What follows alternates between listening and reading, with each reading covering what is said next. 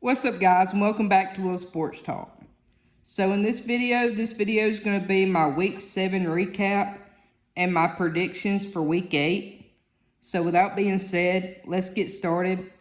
And the first game I want to talk about is USC and Notre Dame. Lincoln Riley, Alex Grinch, it finally came back to bite you in the butt. This poor defense finally came back to bite you in the butt. Which I will say, in this game, this is the first game that both sides of the ball kind of downplayed and contributed to this loss. But Notre Dame won this game 48-20. Talking about Notre Dame for a minute, Notre Dame quarterback Sam Hartman, he didn't have a bad game. He went 13 for 20, passed for 126 yards, 2 touchdowns. He did not throw a pick in this game. Running back Audric Estime, he had 22 carries for 95 yards and 2 touchdowns. Notre Dame actually finished this game with 125 rushing yards for the game. Wide receiver Chris Tyree, he led the team with 2 receptions, 62 yards, and a touchdown. Defensively for Notre Dame, J.D. Bertrand, he led the team with 11 tackles, 6 solo tackles, 0.5 sacks, and 1.5 tackles for loss. Safety Xavier Watts, he had 2 interceptions. Cornerback Benjamin Morrison, he had a pick. Special teams for Notre Dame played a big part in this game too. Halfback Jadarian Price, he had 1 return for 99 yards and a touchdown. And that return was actually the return that actually officially put the game away for Notre Dame. I'm jumping over to USC side. Quarterback Caleb Williams, he played the worst game of his career. He actually went 23 of 37, passed for 199 yards, 1 touchdown, threw 3 picks in this game. Running back Marshawn Lloyd, he had 8 carries for 46 yards and a touchdown. USC actually finished this game with 103 rushing yards for the game. Wide receiver Michael Jackson III, he led the team with 6 receptions, 51 yards. He did not have a touchdown in this game. Defensively for USC, Tackett Curtis, he led the team with 8 tackles, 6 solo tackles, and 1 tackle for loss. Just a little breakdown of this game. Notre Dame basically dominated this game from start to finish. Like I said earlier, Caleb Williams played the worst game of his career in this game. Notre Dame, basically all game, that defensive line was flying around, creating pressure on Caleb Williams all night.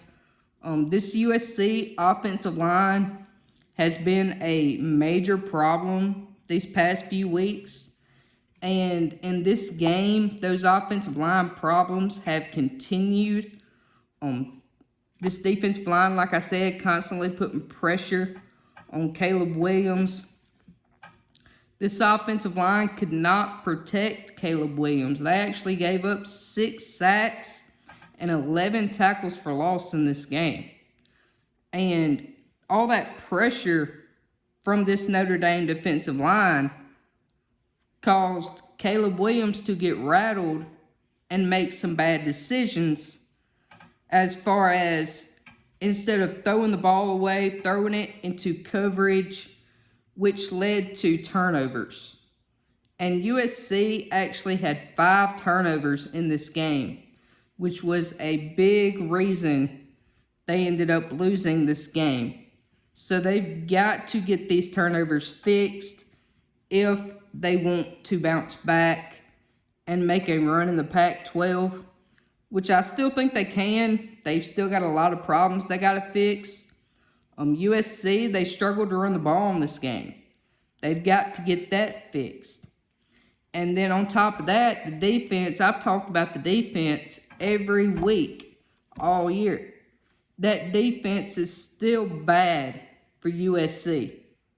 That's got to get fixed. And if it's not fixed now, I don't think it's going to get fixed. I think your only solution now is firing Alex Grinch. That's the only way this defense is going to get better. Or else you are not going to touch a Pac-12 championship. But overall, it was a good win for Notre Dame. My next game I want to talk about is Washington and Oregon. Washington won this game 36-33 in an absolute shootout. It was one of those games that basically came down to whichever team had the ball last was going to win. Talking about Washington for a minute, quarterback Michael Penix Jr., he went 22 for 37, passed for 302 yards, 4 touchdowns. He did throw a pick in this game. Halfback Dylan Johnson, he led the team with 20 carries, 100 yards, and a touchdown. Washington actually finished this game with 99 total rushing yards, though, so they've got to figure out a way to generate some kind of running game.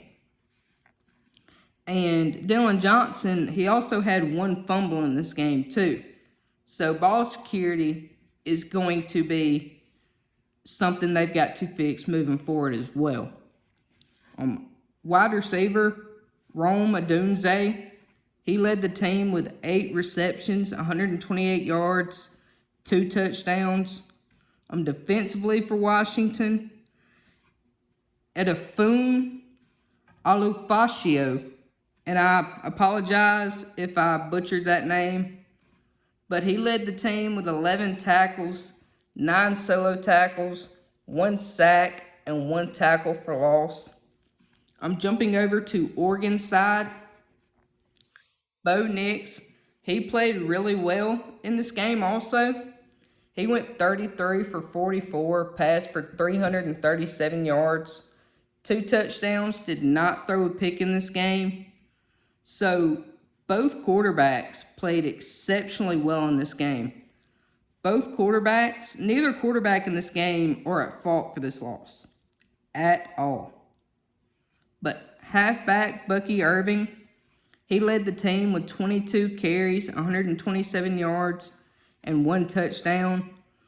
Oregon, they actually finished this game with 204 rushing yards for the game. Wide receiver Troy Franklin, he led the team with 8 receptions, 154 yards, and a touchdown. Jumping over to the defensive side for Oregon, Steve Stevens, he led the team with 7 tackles, 5 solo tackles, 0.5 tackles for loss. Defensive back Jaleel Florence, he had a pick. Just a little recap of this game. Like I said earlier, this game was really a back and forth offensive explosion. Came down to whoever had the ball last. Oregon's defense, not great by any means, but they did do enough eventually to win this, or they did enough to be able to win this ball game. They just weren't able to pull it out in the end. Both quarterbacks played exceptionally well in this game. The only downfall I have for Oregon is Dan Lanning, the head coach for Oregon. My opinion, Dan Lanning is the reason that Oregon lost this game. All the blame for this game goes on Dan Lanning. Dan Lanning was way too aggressive in this game. Oregon went 0 for 3 on 4th down.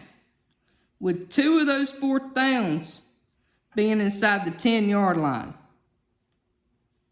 Now, Dan Lanning, I get you're trying to be aggressive. I get you're trying to win a ball game. But there's a difference in being aggressive and being smart. 2 of those 4th down conversions inside the 10. If you kick 2 field goals there versus being that aggressive and going for it on 4th down, you win this game 39-36.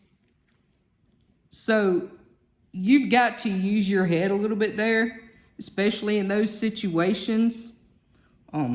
You can't just think about scoring touchdowns there. You've got to make the best decisions for your team to come out on top. And he obviously did not do that in this game. He's got to have better decision making if Oregon wants to continue to compete in the Pac-12. But overall, it was a good win for Washington. Oregon, by any means, is not out of the Pac-12 championship discussion, and they are really not out of the college football playoff discussion either. They're just going to need some help from here on out, and they're definitely going to need to win out as well if they want to reach a college football playoff. My third game I want to talk about is Texas A&M, Tennessee.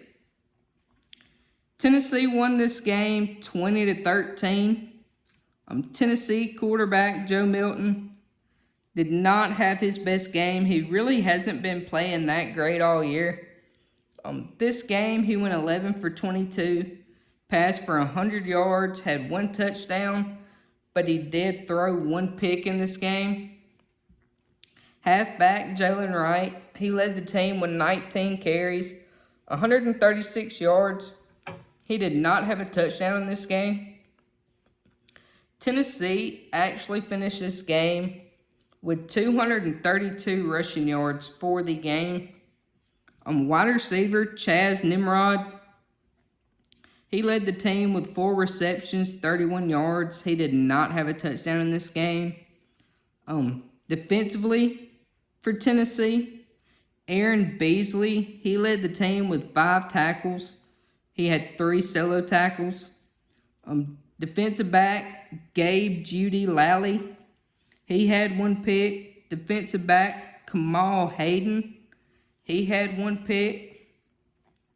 And special teams playing another part for Tennessee in this game. D. Williams had a punt return for 39 yards and a touchdown. And that punt return actually gave Tennessee their first lead of the game. I'm jumping over to Texas A&M.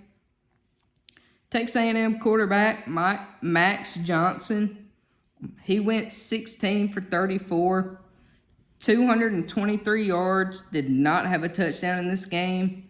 He did throw 2 picks in this game, so he's got to get that cleaned up. Halfback Le'Veon Moss, he led the team with 15 carries, had 62 yards. He did not have a touchdown in this game. Texas A&M, they actually finished this game with 54 rushing yards for the game. Wide receiver Noah Thomas, he led the team with 3 receptions, 75 yards. He did not have a touchdown in this game. Defensively for Texas A&M, Terian York, he led the team with 9 tackles, 6 solo tackles, 2.5 tackles for loss. Defensive back Josh DeBerry, he had a pick. Just a little recap of this game. This was really a back and forth, low scoring contest, not much scoring going on here. 2 pretty good defenses in this game. a major factor in this game was really penalties for both teams. Texas A&M, they finished the game with 11 penalties for 90 yards, while Tennessee had 12 penalties for 115 yards. So that is something both teams need to clean up moving forward, especially Tennessee because they have this big game against Alabama coming up. Tennessee's defensive line played exceptionally well. I believe by the end of the year, they're going to be one of the best defensive lines in the SEC. This defensive line, they forced 2 sacks.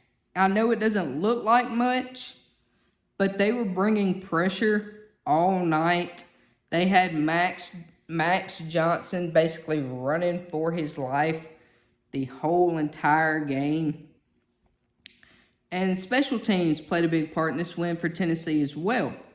Whether it's flipping field position, kicking field goals, they had that one punt return.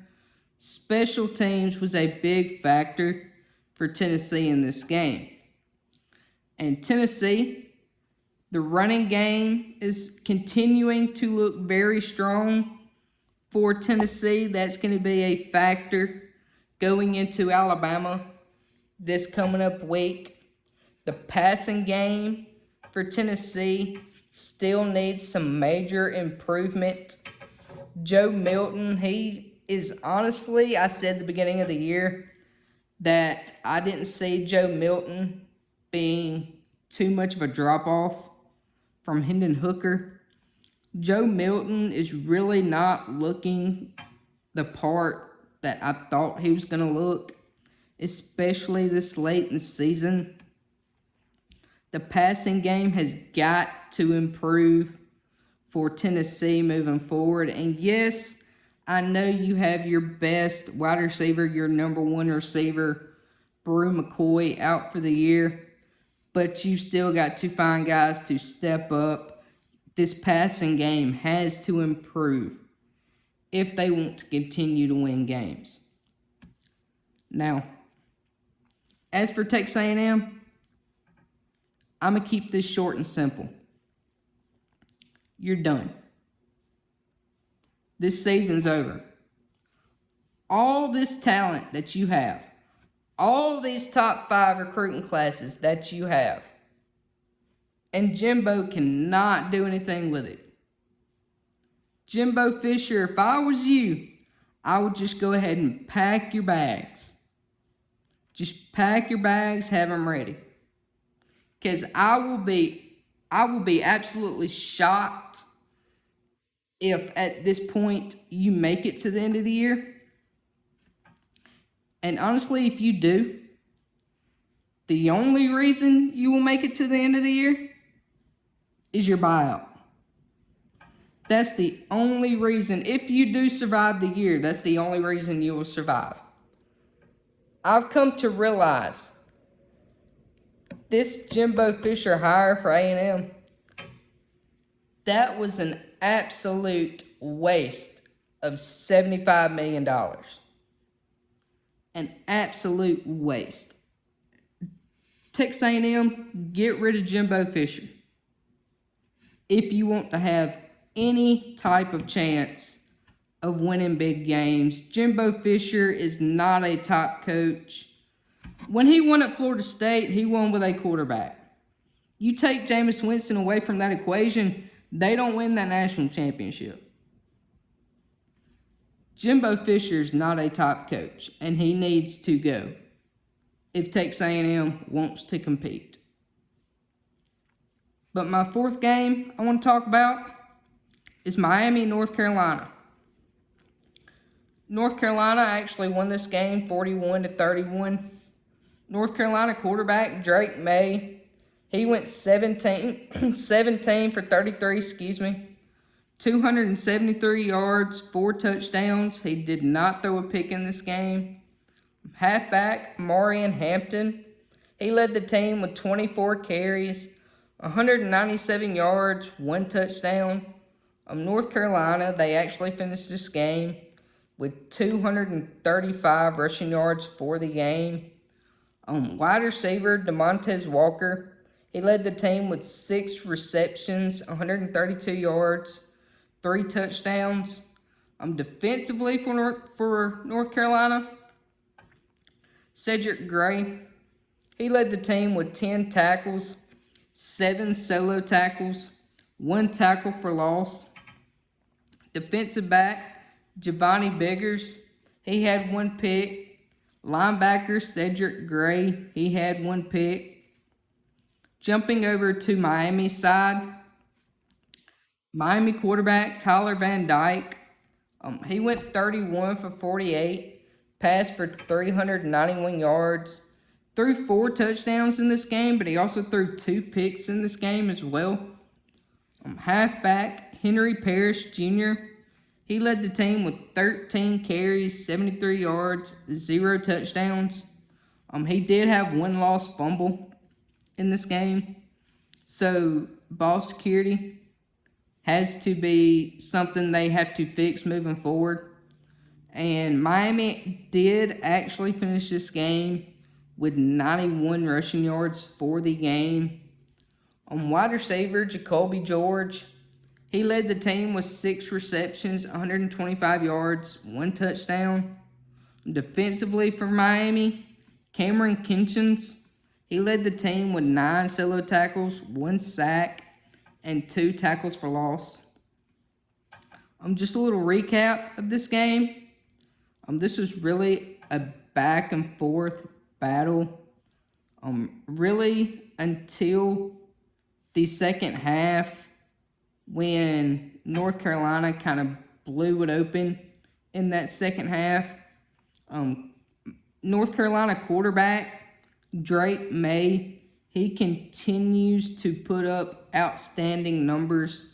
He continues to prove why he's one of those top candidates in the Heisman Trophy race.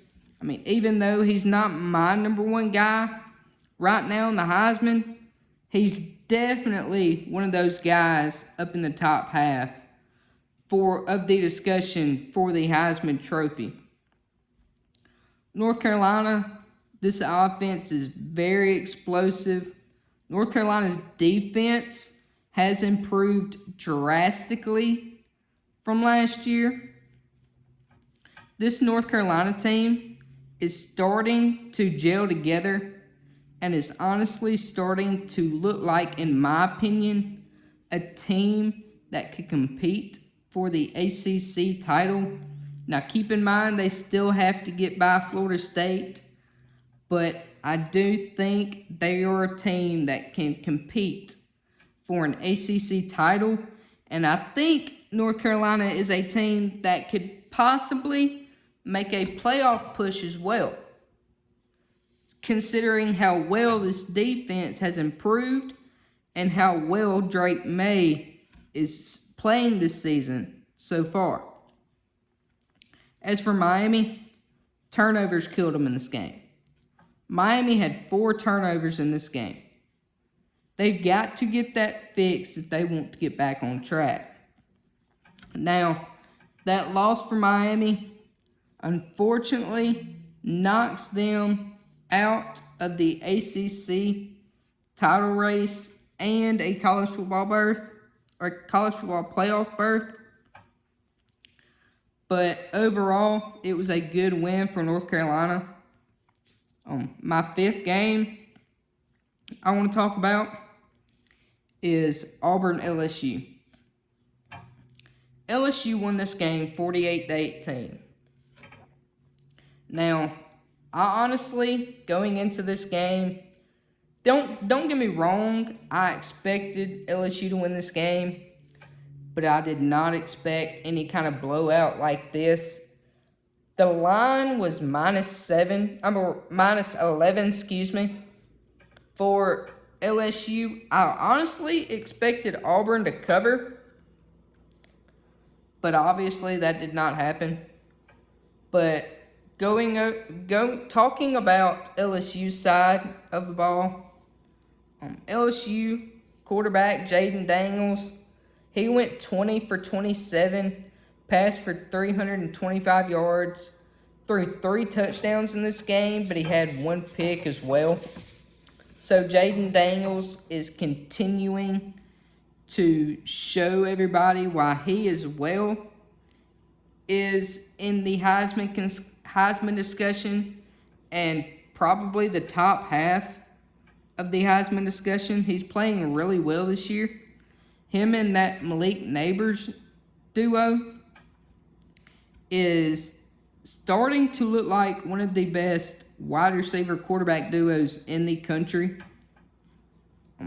Halfback, Logan Diggs, he led the team with 18 carries, 97 yards, 1 touchdown.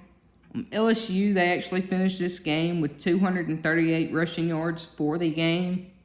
Wide receiver, Kyron Lacy, he led the team with 4 receptions, 111 yards, 1 touchdown. Defensively for LSU, Zy Alexander, he led the team with 9 tackles, 6 solo tackles. Harold Perkins, he's finally starting to show up. You know, at the beginning of the season, in the preseason, Harold Perkins, he was supposed to be the best linebacker in the SEC, if not the country. So he's finally starting to make an appearance for LSU. He had 5 tackles, 4 solo tackles, 1 sack, and 2 tackles for loss. Now, jumping over to Auburn quarterback, this quarterback situation for Auburn is an absolute disaster. Auburn quarterback, Peyton Thorne, he went 12 for 23, 102 yards, did not have a touchdown, did not throw a pick in this game either. Quarterback, Robbie Ashford, he went 3 for 4, 52 yards, threw 1 touchdown, did not throw a pick in this game. Halfback, Jeremiah Cobb, he led the team with 10 carries, 69 yards, 0 touchdowns. Auburn actually finished this game with 139 rushing yards for the game. Wide receiver, Brandon Frazier, he led the team with 3 receptions, 52 yards, 1 touchdown. Defensively for Auburn, Eugene Astani, he led the team with 12 tackles, 4 solo tackles, 1 sack, and 1 tackle for loss. Cornerback, DJ James, he had 1 pick. Just a little recap of this game. I mean, LSU dominated this game from start to finish. There's not really much to say. LSU's defense finally woke up in this game. You know, LSU's defense, they've been slouchy all year, have not been able to stop anybody. They finally woke up in this game. Granted, it was against Auburn's offense, but I will give them credit for actually stepping up and stopping this running attack for Auburn. Because this running attack for Auburn is very good. It's probably one of the best things in the SEC. So I will give them props for that. And I mentioned Harold Perkins finally showing up in this game. Jumping over to Auburn, there's really not much to say about Auburn. I mean, they just basically got out-athleted in this game. LSU, they just had too much talent on both sides of the ball. So there's really not much to say.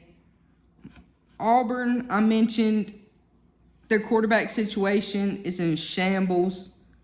They do not have a quarterback, if you ask me. Peyton Thorne, obviously, is proving to me that he's not the guy for Auburn.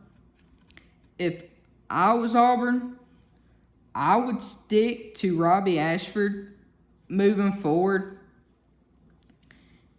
I believe Robbie Ashford gives Auburn the best chance to win games. So if I was Auburn, I would stick with him moving forward. A win is a win for LSU. Like I said, it was against Auburn. It was a good win. Some other college football scores from this past weekend. Alabama survives Arkansas in their homecoming game, 24-21. Pittsburgh beat Louisville, 38-21. Oregon State defeats UCLA, 36-24. Oklahoma State defeats Kansas, 39-32. And Georgia still looking sloppy here towards the second half of the year. They defeat Vandy, 37-20. A very important note going into these coming up weeks for Georgia. Georgia actually lost their tight end, Brock Bowers, in the second quarter of this game. It has officially been ruled a sprained ankle. Brock Bowers, he is expected to have tightrope surgery. That is actually the same surgery that Tua had back when he was at Alabama. Brock Bowers is expected to be out somewhere between 4 and 6 weeks, but he did say that he was going to try to make his return as soon as possible. So we will see if that 4 to 6 week timeline stands, or if he's going to try to return a little bit sooner for Georgia. But that is going to be a big hit for Georgia moving forward. I mean, Brock Bowers, he is an electric guy. He's one of the best, he is the best tight end in football. And honestly, he is the best player in college football. And it's always a big hit when somebody loses who I consider the best player in college football. So Georgia's going to have to find a way to replace him for the coming weeks. And I believe Georgia's going to struggle even more without Brock Bowers. So this defense is going to have to step up for Georgia, because I see this offense taking a step down for Georgia now, since Brock Bowers is not going to be there for a few weeks. Because honestly, Brock Bowers was over half of Georgia's offensive production. So they've got to figure out a way to replace him if they want to continue to make a run. Going into my Week 8 predictions for this coming up week, first game I got is Utah and USC. USC is actually a 6.5 point favorite in this game. I see at first, Utah is without Cam Rising, their quarterback, once again. I believe that's going to hurt this offense.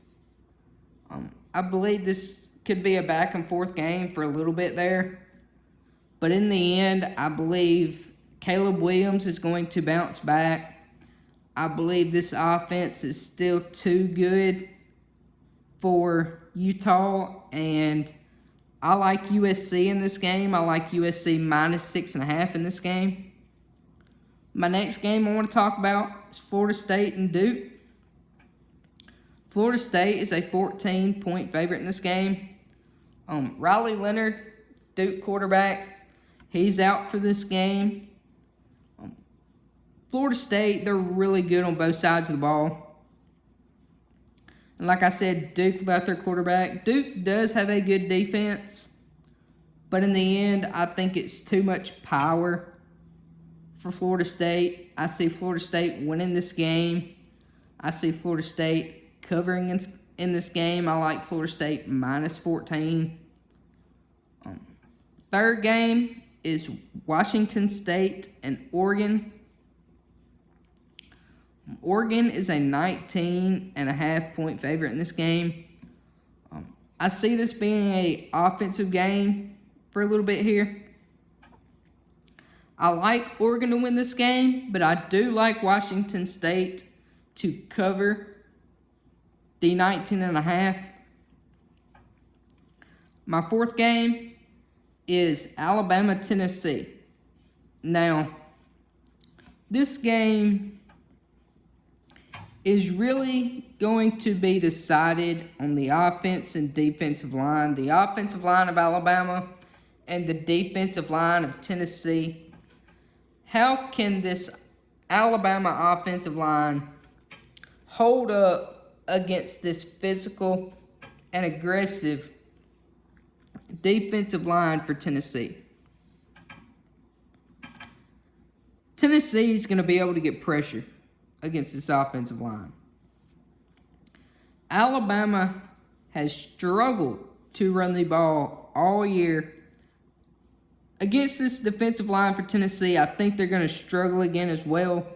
So I think this game is going to fall on Jalen Milroe, and it's also going to fall on the defense.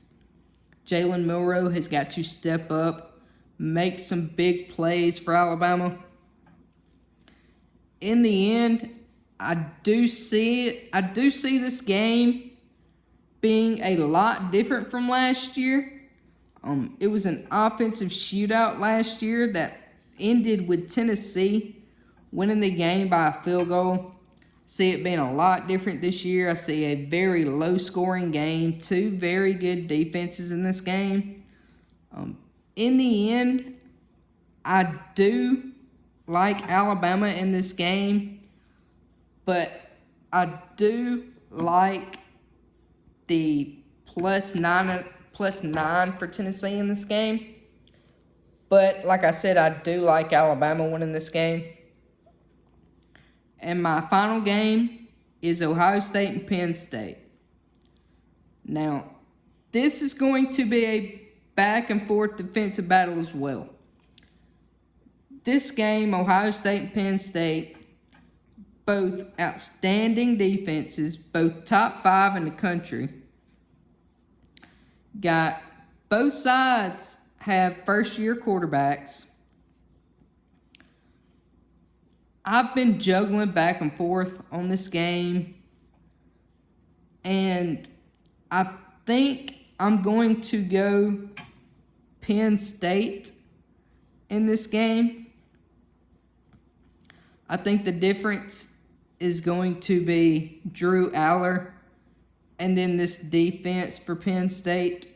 This Penn State defense is really, really good. It's probably the best defense that James Franklin has had in his tenure.